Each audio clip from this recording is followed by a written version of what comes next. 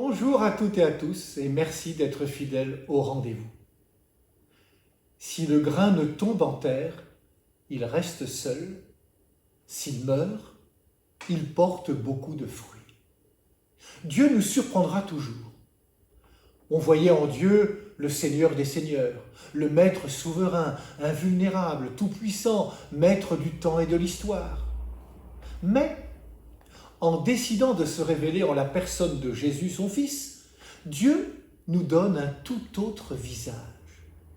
Celui que nous regardions comme le Maître se révèle notre serviteur. Celui que nous considérions comme le premier prend la place du dernier.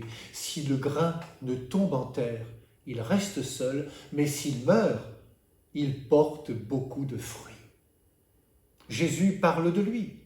Ce grain tombé en terre, c'est lui. C'est lui dans le don de sa vie. Et ce chemin, c'est celui qu'il nous propose. C'est le seul chemin qui conduise véritablement au bonheur d'une vie pleinement épanouie.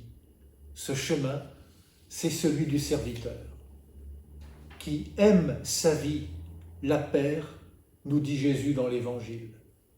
Ce chemin, c'est celui d'un détachement pour un nouvel attachement.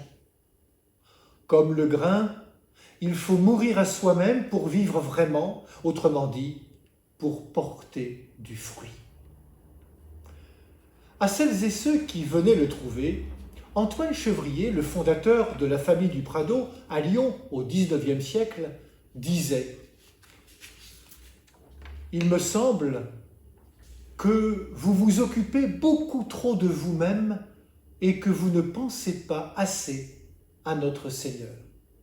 Levez un peu les yeux en haut, regardez notre Seigneur, étudiez sa divine parole, ses divins exemples, remplissez-vous de lui, nourrissez-vous de lui. Que Jésus-Christ soit donc votre vie, chère sœur, que Jésus-Christ soit votre amour. » Il écrivait à une sœur du Prado, « Quand on aime Jésus, il faut peu s'inquiéter du reste. »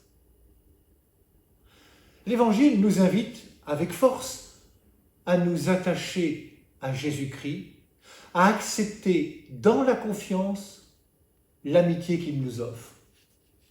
Antoine Chevrier aimait à dire « Connaître Jésus-Christ, c'est tout. » Jésus, grain de blé tombé en terre, nous ouvre le chemin du don.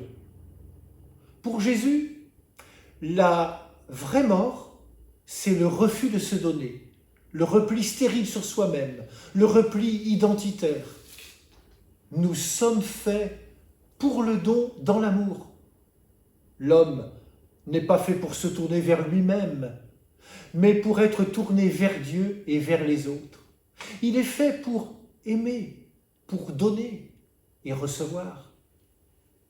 Refuser de mûrir à soi, à son ego, c'est rester stérile, ne pas porter du fruit.